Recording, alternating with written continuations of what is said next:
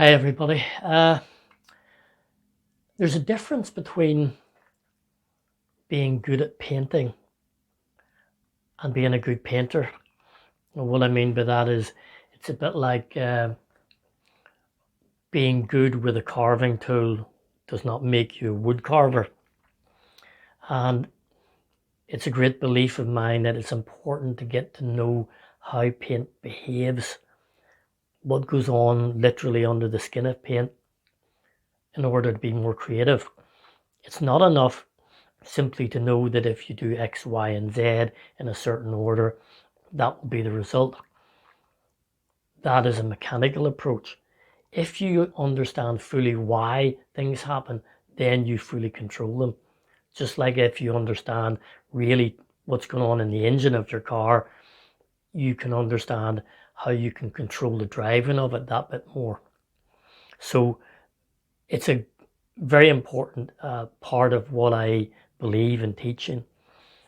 And this video is going to apply that, I hope, to some extent with the use of watercolour. What I want to do is take and work with watercolour in two different ways. One in a very loose way, a very free way. One in a much tighter way, a more controlled way. The purpose of this being that we can watch how paint behaves in both cases. What is going on with the paint itself that makes one look one way and one look the other. So that's really the theme, if you like, of this video. Paint is essentially pigment suspended in a medium or a vehicle, if you like. So paint, or pigment I should say, is a collection of particles of colour. Think of it like sand, little particles suspended in a liquid or a gum or some other medium.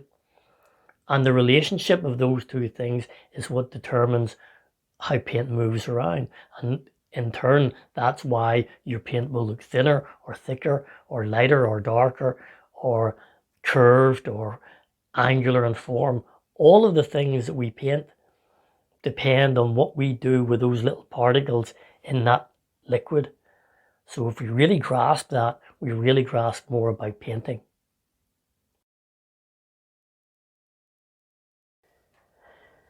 Okay, folks, we talked earlier in the video about this business of the relationship of the medium, in other words, the water, to the actual pigment in the paint and how it spreads. If you get to know that and get familiar with what happens when these things come together, then your painting and your understanding of painting gets so much better. This page here, this sheet of watercolor paper is now damp. I've just dampened it with a spritzer of water pretty much all the way over. So the medium, if you like, is already on there, and what I'm going to do is drop some color onto this, allow it to flow quite freely so that the medium is having a big say in what happens. So I'm not working from a drawing or a photograph of any sort. I'm kind of inventing this in order to stop me being inhibited, if you like. But we'll try to develop it maybe into some sort of landscape or seascape. However, this is now damp. What I'm going to do now is just apply some colour to this. And again, I'm not going to go into specific colour mixing at the moment because that's maybe for another time. But I'm just going to drop in. You can see here, this is actually some cerulean blue, little bit of ultramarine in there. And you can see that I'm really just letting it flow, literally. You can see that the water that's already on the paper, the dampness that was there, is beginning to encourage the pigment to flow slightly downwards. But what I can do is just add more clean water, pretty much clean water, onto that to encourage it to go in the direction I want it to. You can see here a bit, it reminds me a bit like the old game of curling, where people go along the ice and rub the ice very fast to encourage the puck or whatever it's called to move that way. You can see what's happening here. What I'm going to do now is just drop some very, very dark colour on here. This is Prussian blue with a little bit of burnt umber in there. And that's quite intense colour, you can see. So there's a lot of pigment there.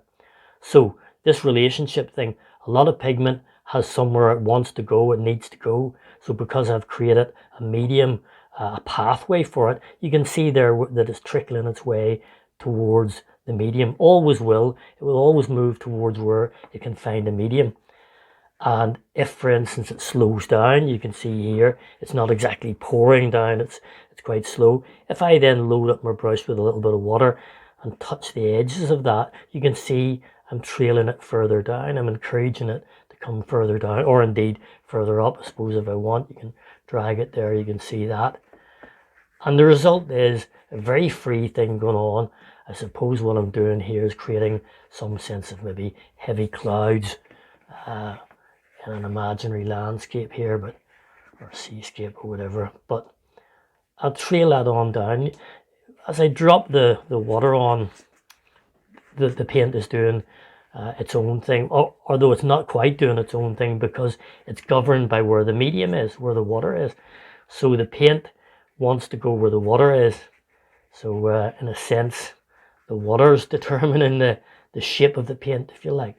It's also, it reminds me very much of herding sheep.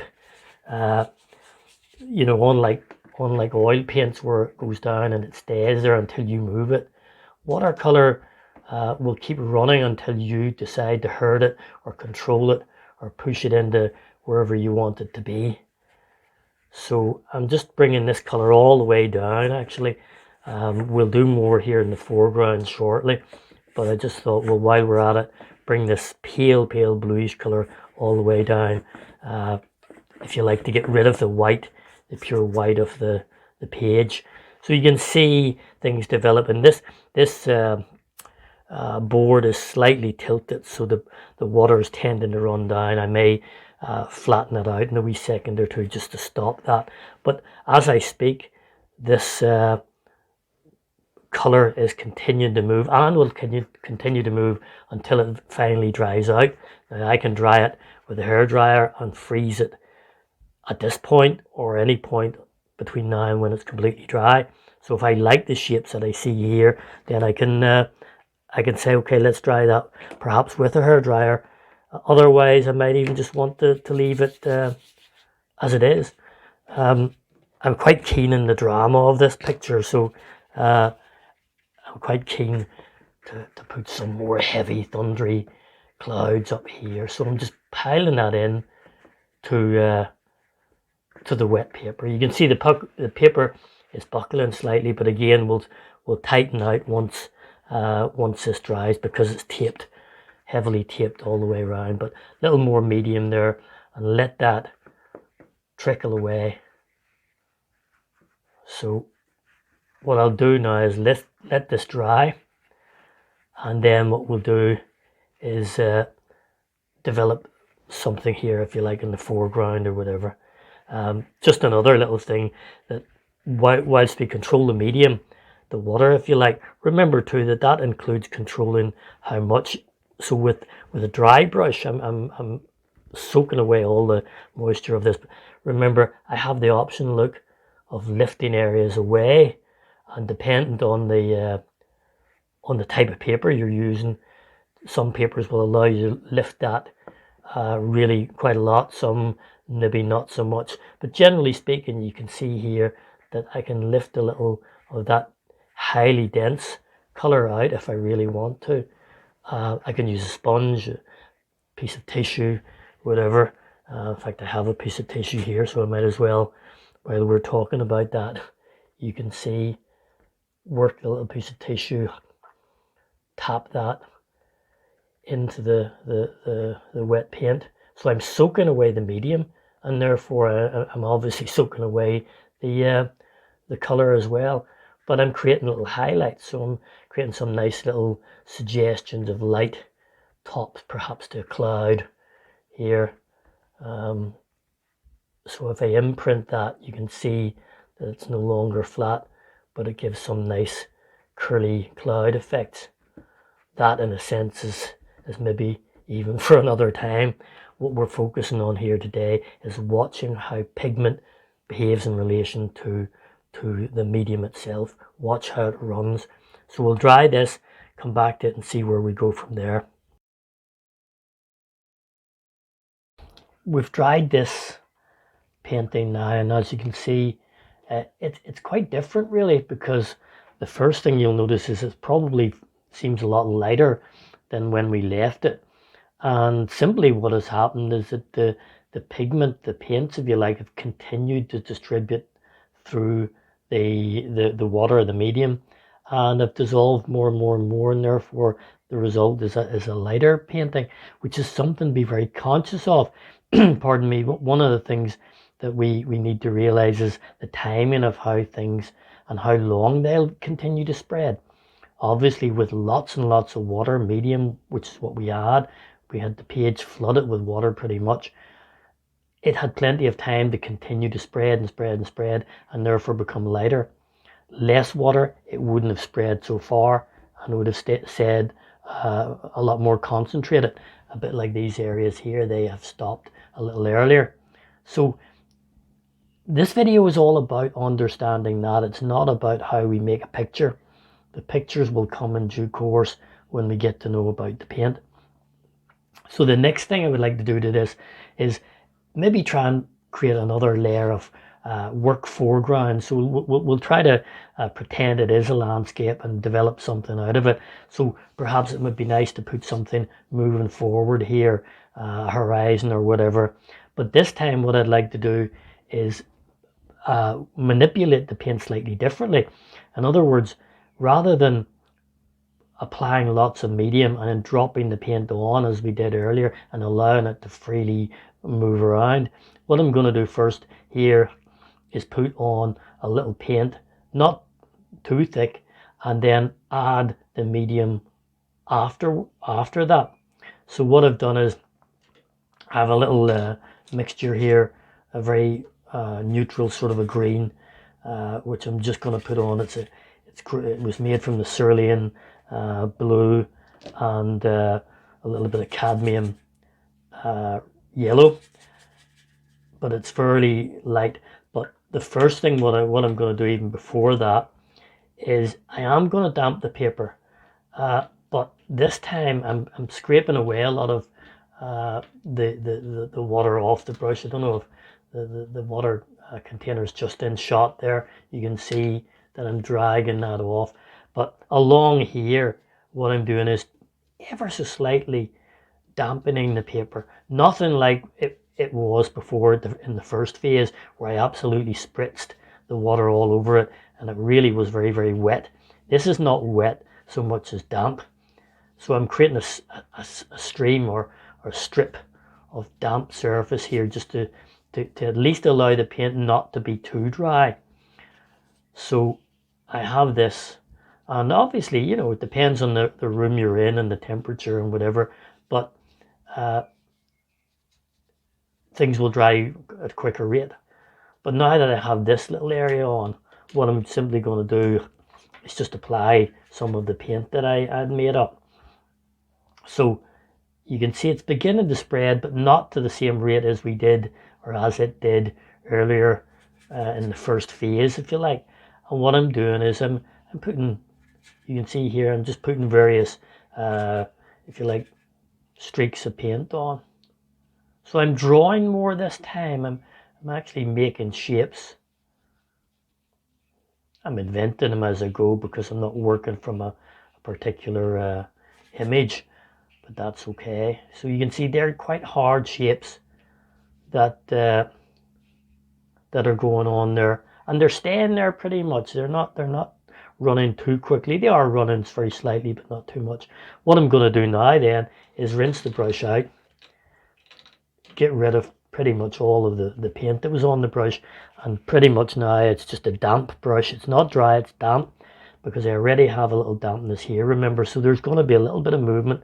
But what I'm doing is, in the empty areas, these areas where I did not put paint, I'm just adding a little medium, and that's going to encourage the paint around it to run in a little bit, but not too much. So I'm just loosening the paint up in those little gaps, in those little holes.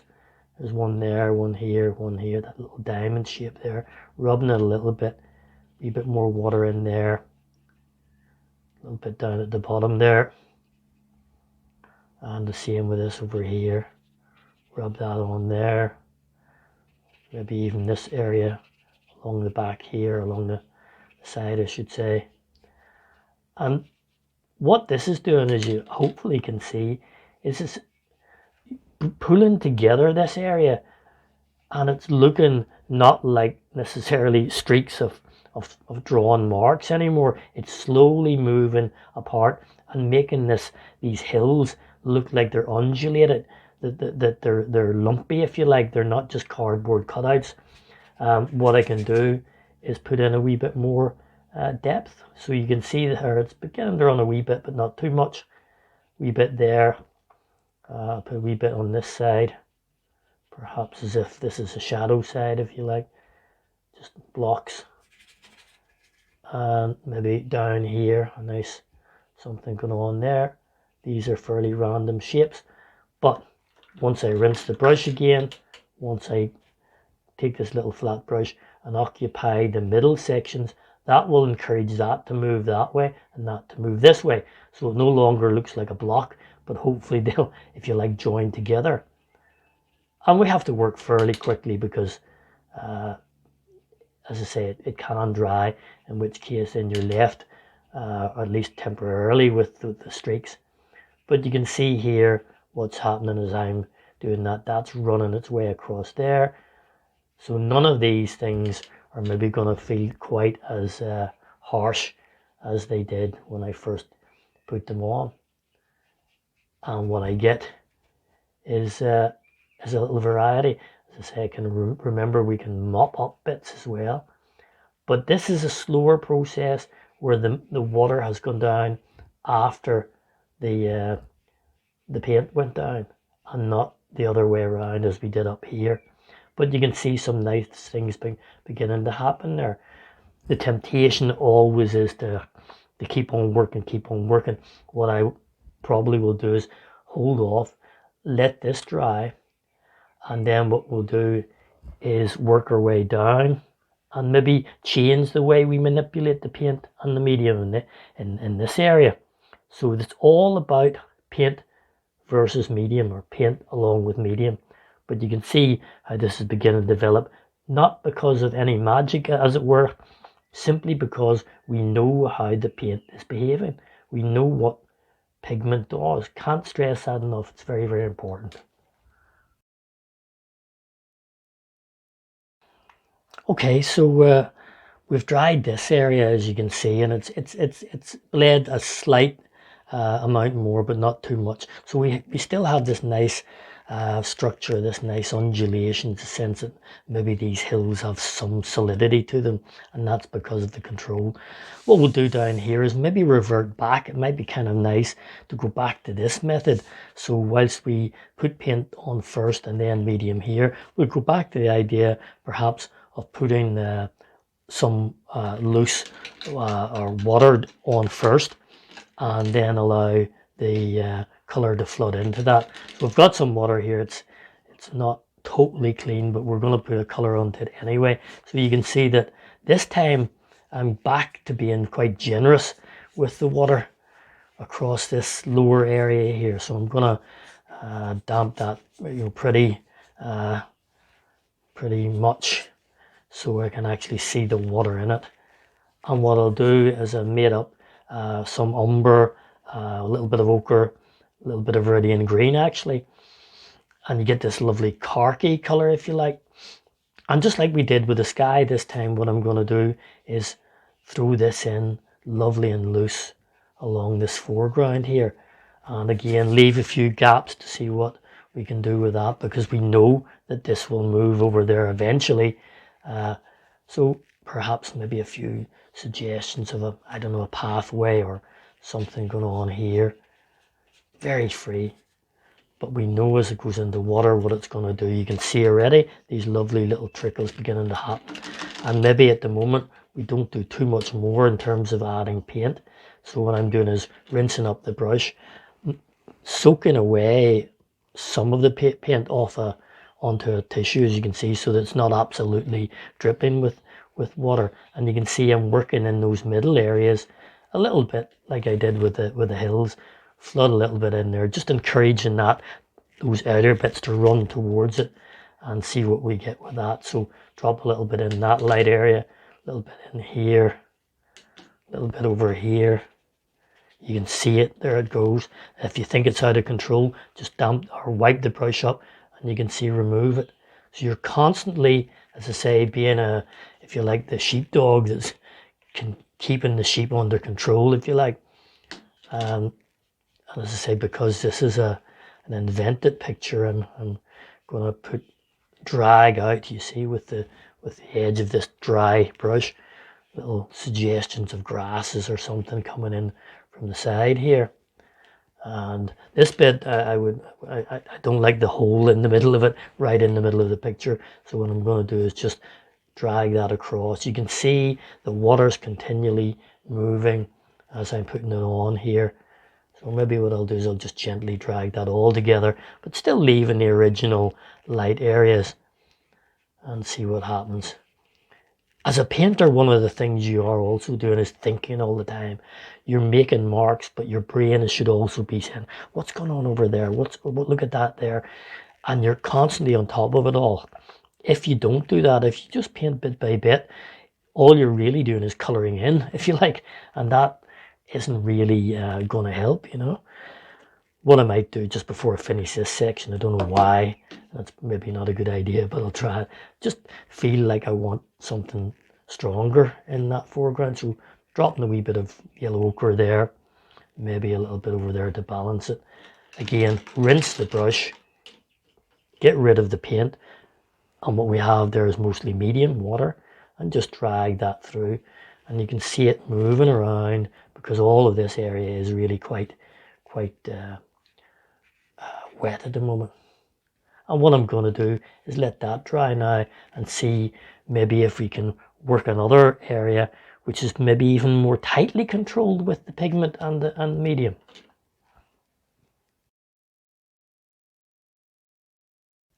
Okay folks, we now have this lower area which is now dry. You can see again, like the other areas, as it dried, it has gone a lot lighter. So sometimes when we panic and we see very strong colour, as long as it's still dissolving, it will calm down quite a lot. What I thought I might like to do now that I've created this, invented this picture, if you like, I feel as if I'd like to put something quite strong in there, something with a wee bit of a punch, which will give me an excuse to work in a finer way, if you want to call it that. And I thought what I might do is create some little trees along this mid section here. So what I've done is I've mixed up a bit of Viridian green and crimson and some umber in there, I think it is, which is really quite a dark colour. And what I'm going to do is go back to this idea of putting the paint on first and then adding the medium to make it do things afterwards. So you can see, look at how dark this line is. So it is quite almost scary at the beginning, but if I just continue these little vertical lines that appear, well, it's what they are, is no more than vertical lines with this little relatively small brush here, all the way along here. And if I were to take and make some of these a little bit bigger, bring them over as well, and then rinse the brush. You'll be delighted to know that I changed the water between shots there, because it's something I preach at everybody, but sometimes I confess I should practice it myself. But you can see here what I'm doing now is with the brush, I'm just tapping into these areas. So I'm breaking them up with the medium. So I put the paint on first, rinse the brush, dry it a little bit, so it's wet but not soaking wet, damp but not absolutely soaking. And what you can see happening here is I'm melting away the edges of those dark marks that I put on. And this does a couple of things. One of the things is it softens it all together so it doesn't look like individual streaks, but what you notice is it's given me a sense of light and shade. As I break that, some of the dark is remaining, some of it's creeping up. That's because of the pigment again, and therefore because I know that I'll have a darker lower section and slightly lighter where it's bled, and the result is almost like a sense of trees behind trees, distant trees if you like, that I'm putting in there, those pale ones fading back against the ones at the front. And if I continued that, if I put more medium up along here, it would be paler again. And the result is we get all sorts of variations of tone, and these, if you like, treetops no longer begin to look like streaks, and we tidy up the bottom of that in due course. So I can go back if I wanted to and create other little clumps. So I might want to create trees which aren't, if you like, fir trees, and look, they're just dots. At the moment, they're just dots and marks, squiggles, maybe a nice big thing here. And now if I go in with a clean damp medium around that and push that around, you'll see that it joins them together effectively, pushes them back into space, and no longer do they look so harsh. So I can soften the edge of that, so it almost is like it has a light edge and a dark edge. The light is shining on it. It pushes them back into the context of the rest of the picture. So the medium does that. The medium controls the atmosphere in a sense. So I'm not putting any paint on here. The paint's gone on. It was on much earlier. What I'm doing is pulling the paint around with the water.